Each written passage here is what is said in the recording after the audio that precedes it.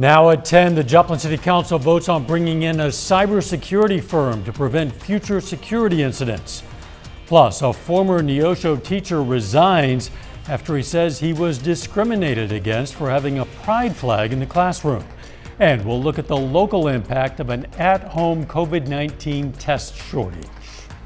The 4 states' most watched news starts now. Joplin City Council met tonight to discuss a number of things, but there were a couple of key items on the agenda this evening. One of those was a resolution creating a commission for equity, diversity, and inclusion. This is KOAM News at 10. 6 people spoke at the meeting, all in opposition to the resolution. Council was divided, with 3 members saying they do not believe this is the best option for the city. Council tonight voted to table the resolution for the time being. Also tonight, the council had an emergency ordinance to consider a contract between the city and a cybersecurity firm based in Kansas City. Now, in July, the city was the victim of a cyber attack. The city manager directed city staff to get bids from various companies to strengthen the city's cybersecurity position. Among the 11 bidders, Raven Eye LLC of Kansas City had the winning bid. Raven Eye would be responsible for co-managing network security for the city and upgrading current network security systems. The council approved the new contract on an emergency basis.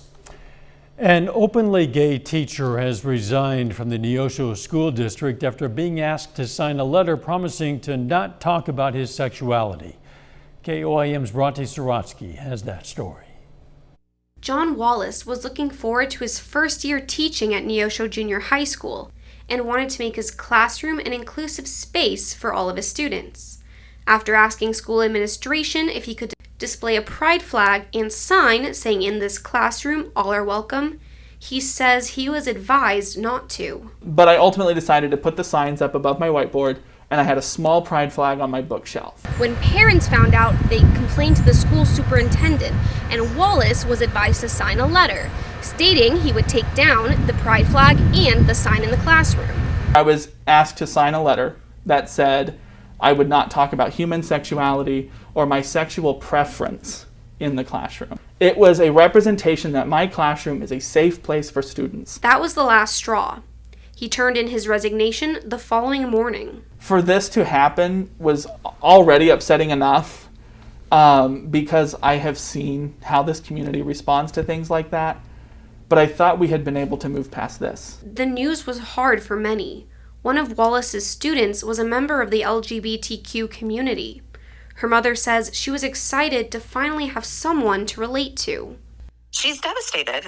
She doesn't feel like she has anybody that she can go to. It made her more comfortable, I guess, to be herself, especially in the classroom. After Wallace posted the news on Facebook, the support poured in from students, parents, and others.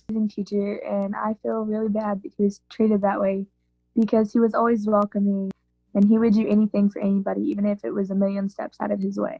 And it would have meant the world to me to have a teacher in this district who was open, who was out, and who could show students that I'm not some scary, unnatural person that you've been taught to be scared of. I am me. I am normal. I just happen to love differently. Neosho, Bronte Sorotsky, KOAM News. We reached out to the Neosho Superintendent's office and they released a statement saying that there's only a limited amount of information the school district is allowed to release, and that Wallace submitted his resignation on September 1st. Brings us to today's KOAM News Now Insta Poll question. Is it okay for junior high school teachers to refer to sexuality outside of sex ed classes? You can participate in the poll at koamnewsnow.com/vote or through the KOAM News Now mobile app. Results are updated live and we're going to check in on them a little bit later. Missouri Highway Patrol released some statistics from the Labor Day weekend. Authorities say there were 351 vehicle accidents over the holiday weekend, with 103 injuries and 7 fatalities. When it comes to people on the water, there were 7 reported boating accidents with 4 injuries and 1 death. There were no reported drownings over the weekend.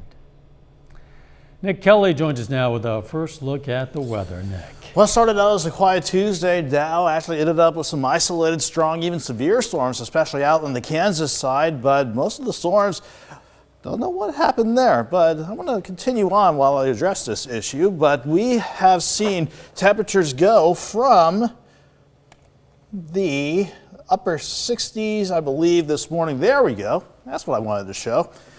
Funny, technology is amazing when it works. 67 this morning, topping out at 94 degrees this afternoon. Quite a warm up before we saw our incoming cold front fire off isolated showers and storms. We still have a little bit of activity out there, but the front itself is working through the region as we speak. As it continues on, we're going to get rid of the less of the rain chances within the next few hours. And as far as temperatures go, it might be warm with upper 70s and near 80 in a few spots, but we're going to drop back into the upper 50s to lower 60s to start Wednesday morning out. I'm looking a lot better tomorrow. Mostly sunny Dow with highs back in the lower to middle 80s. We'll see if this nice weather holds for the rest of the week here in a bit. Catch you then. Jasper County Health Department reports 6 more COVID-19 deaths. The patients were 3 men in their 50s, 60s, and 80s, and 3 women in their 30s, 40s, and 60s. The latest deaths bring the county's total to 202. Jasper County reports COVID-19 deaths separately from the city of Joplin, which is currently reporting 164 deaths. At-home testing kits for COVID-19 could get harder to find on store shelves. In an article by the Wall Street Journal, Abbott Laboratories, the maker of the popular Binax Now testing kit, says they expect supply to be slim over the next few weeks as they ramp up production. Stone's Corner Pharmacy has been carrying the kits for a few months, but they don't currently have any in stock and they can't order more. People right now, they want quick results. They want to be able to have some peace of mind faster, or they want to be able to certify to whoever's asking for proof faster. And so having those quick tests, I think, is a good thing to have on the market, and I hope that those things are back available readily very soon. The Crawford County Health Department director says if you do plan to take an at-home test, it's important that you follow up with a healthcare provider or your local health department, especially if you get a positive test result. COVID-19 cases continue to climb all across the U.S., significantly higher than after Labor Day of last year. The surge comes as many students are returning to the classroom. Meanwhile, the FDA is set to meet in 10 days to discuss COVID-19 boosters. Mandy Gaither has the latest.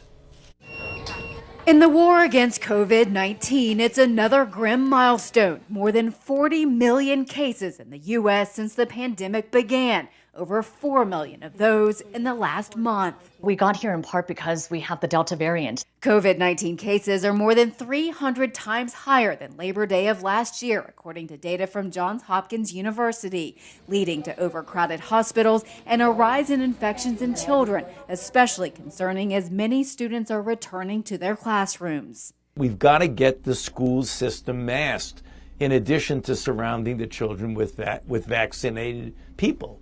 Dr. Anthony Fauci says getting more shots in arms is key to slowing the spread of COVID-19, and booster shots for those who received either the Pfizer or Moderna vaccines will offer further protection. I believe strongly that ultimately we are going to see that as the proper regimen, 3 doses of an mRNA. For those who got 2 doses of Pfizer, the target start date for boosters is September 20th, pending FDA and CDC recommendations. Fauci says Moderna boosters may be a little later. It's still unclear whether different types of vaccines can be mixed. Researchers are studying that now. If you are a vaccinated person, you're generally healthy, then it's okay at this point to wait to see what the FDA and CDC are saying. Top health experts agree the most important thing now, getting those who are unvaccinated to roll up their sleeves. For Health Minute, I'm Mandy Gaither. Dr. Fauci says he hopes data on whether the 2 mRNA vaccines can be mixed will be back in a reasonable period of time. He hopes in a couple of weeks. COVID-19 does not appear to affect the lung function of young people. Researchers in Sweden looked at a group of patients with an average age of 22. They found no statistically significant difference between the lung function of those who had the virus and those who had not had it, but they say more research is needed on asthma sufferers. Still ahead, President Biden tours neighborhoods in New York and New Jersey damaged by the remnants of Hurricane Ida. And later, Joplin and Webb City face off on the softball diamond. We'll have the highlights in sports. President Biden says the death and destruction inflicted by Hurricane Ida and its aftermath are signs that action must be taken to address climate change. Wendy Gillette reports from Manville, New Jersey. President Biden went to Queens, New York Tuesday to get a first-hand look at the damage from last week's flash flooding. The storm in the Gulf, as you've now figured out, can reverberate 10 states away. This is everybody's crisis. The president said climate change now poses an existential threat to the nation and is another reason why its infrastructure needs to be rebuilt. The threat is here. It's not going to get any better. The question, can it get worse? We can stop it from getting worse. Earlier in the day, Mr. Biden visited Manville, New Jersey, another community hit hard by the storm. This is a common sight all over town. Mounds of debris piled up in front of homes. I think the country's finally acknowledged the fact that global warming is real and it's moving at an incredible pace. And we've got to do something about it. 11 counties in New York and New Jersey are now categorized as federal disaster zones. This is our third flood. I had enough. I'm done. I want to get out of here. Every time we have been promised that we're going to have help, that something's going to happen to prevent us from being flooded, but nothing is being done. In Louisiana, more than 400,000 homes and businesses were still without power on Tuesday, a week and a half after Ida made landfall there. Wendy Gillette, CBS News, Manville, New Jersey. White House officials say they plan to ask Congress to approve at least $24 billion in federal disaster relief money. More than half would be used to cover expenses from severe weather events that struck before Hurricane Ida. Later, the Diamond Wildcats are off to a hot start this season. In sports, we're going to meet the duo leading the charge. Before we do, we'll check base on where we stand with our thunderstorm chances tonight and where we go from here. Up next. Everybody got to enjoy a quiet Tuesday, especially during the morning and afternoon hours. Then for some of you, it got a bit interesting as our cold front started to work on through earlier this evening, and it's actually still working through as we speak. You can see on Indigo Sky Casino and Resort, a time lapse outside of Seneca, Missouri. We spent much of the day under mostly sunny skies, but at the tail end of the time lapse, there were the clouds looming overhead, but those were clouds from the thunderstorms that, when they fired up, mainly stayed on the Kansas and Oklahoma side before they started to fizzle on out. Those storms were a result of our cold front still working through the region. You can see how the northerly breeze is kicking in behind the front as it continues to sink south. But as long as that front's still around, it's trying to hold on to at least a slight chance for some isolated rain and storms. And you can see how isolated they are. Right around Stockton Lake and the Harry Truman Reservoir, there's one band of light to moderate rainfall, mainly confined to the Ozarks. Then south and west parts of the viewing area, especially working into Osage County, just outside of our viewing area. This is a good batch of rain and some heavy thunderstorms from 4 Acre, and then before you hit northern parts of Washington County in northeastern Oklahoma. We're still going to hold on to some of these for a few more hours, then the overall trend during the rest of the night. As the front clears out, so too will the rain chances. At least we're dry and dropping right now. 78 degrees. We have a calm breeze now, but earlier we were seeing that northerly and westerly breeze kicking in, so it's a sign that the front is continuing to pass on through. Behind the front, we are seeing a couple of spots trying to work back already into the lower 70s, but the vast majority of us are still trying desperately to hold on to mid 70s to about 80 degrees.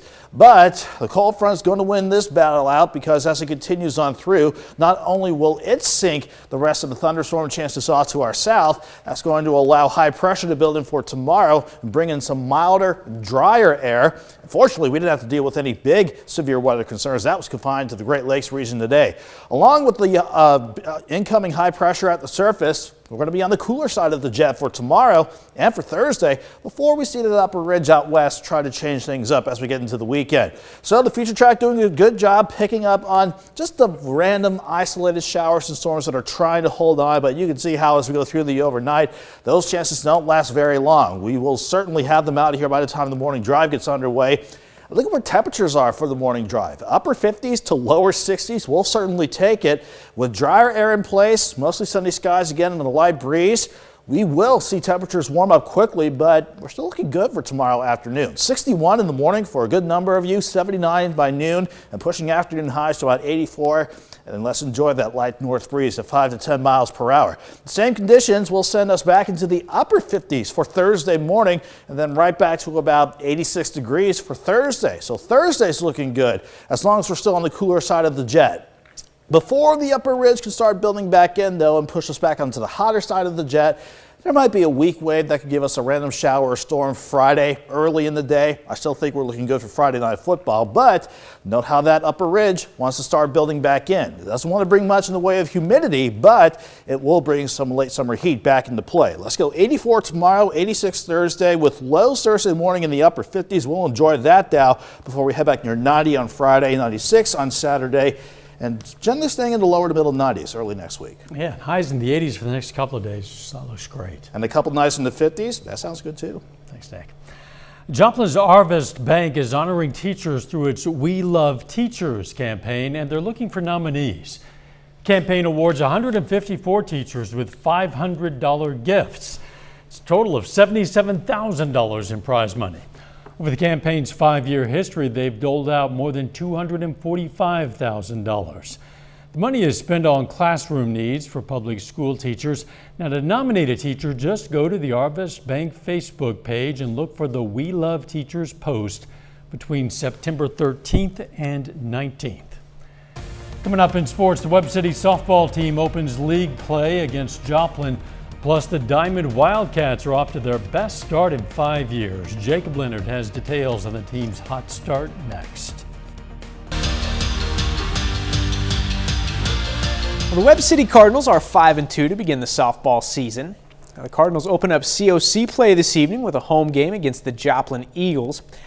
Joplin also off to a good start this year, going 7-4 in their first 11. 2-2 in the fourth until Dawson Decker.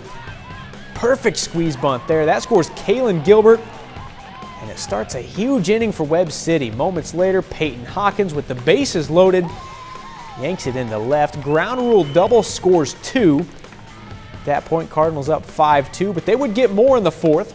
Hannah Wells now with the bases loaded finds the gap in right center. That brings home all 3 runners. It is now 8-2. Webb City bats back around to Kaylin Gilbert. She delivers an RBI double to left. Cardinals going to get 8 runs in the fourth. Webb City rolls by Joplin in their conference opener tonight, 12-2. We started out pretty slow. Our hitting wasn't where we wanted to be. Fourth inning, we finally got into it and just hit through the lineup like we know how to do. You know, that's really big to start out the conference play with a win, especially with a dominating win. And, you know, that's what we want to do every game. And, you know, just it was a good feeling to come out strong. A couple other COC conference openers tonight. In Carl Junction, the Bulldogs open league play against Carthage. That's Carthage winning in a shutout 10-0 tonight. Jensen Elder throws a complete game with 11 strikeouts. Now, the Neosho Wildcats got to go on the road this evening in their conference opener facing Republic. And Neosho wins a good one, 2-1. McKaylee Forrest goes 2 for 3 with a double and an RBI. Now, the Wildcats will be back in action on Thursday on the road against Willard. The Diamond Wildcats are off to a hot start this football season. The Wildcats are 2-0 to start the year with wins against Ash Grove and Pierce City. That's the first time since 2016 that Diamond has started the season with 2 straight wins. They'll try to make it 3 in a row this Friday against Lighthouse Christian. Now, the Diamond defense has been dominant, and the run game has been huge for the Wildcats. They've rushed for 480 yards in 2 games, led by quarterback Hunter Schallenberger and running back Landon Clement. I mean, we're running behind trucks. I mean, it's insane. You know, we're going to run it down your throat. We're going to hit you in the face mask. You're gonna, you know, if you don't like it, we're going to do it again. Our line's a big help with that factor, just getting off the ball, pushing them back. I mean, those 5-6 yard carries are a big play. I mean, it might not look big, but it adds up quick. I tease them, I call them thunder and lightning, and you can kind of guess who's who just by looking at them. So, you know, Landon does a great job with our inside zone runs. You know, he's hard to bring down, and so, you know, he gives us that, you know, that inside run game where, Hunter, every time he gets it, he's looking to go the distance. So I feel like they work well with each other. It's a good balance for us.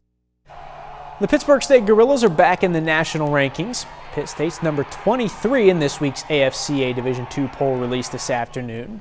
Last Thursday, the Gorillas went on the road and beat 13th ranked Central Missouri in their opener.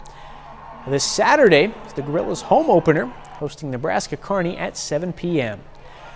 And Northwest Missouri State is the only other team in the MIAA to make the top 25 this week. The Bearcats remain at number 4 in the poll. Pitt State's next opponent, Nebraska Kearney, didn't miss out by much. They received the third most votes in the MIAA. Central Missouri, Fort Hays State, and Washburn also received votes in this week's poll. And that's a look at sports. We're back with more news after this. Take time now to honor a local veteran. Chief Warrant Officer Christopher Lusker, the Frontenac, Kansas native, served in the U.S. Army. And we are proud to salute Chief Warrant Officer Christopher Lusker. He's tonight's 4-state hero. Let's check in on today's KOAM News Now Insta Poll question. A former Neosho teacher resigned from the school district when asked to remove a pride flag due to complaints from parents. We're asking, is it okay for junior high school teachers to refer to sexuality outside of sex ed classes? The vast majority, 84%, say no, it is not. This poll is now closed. Thank you for participating.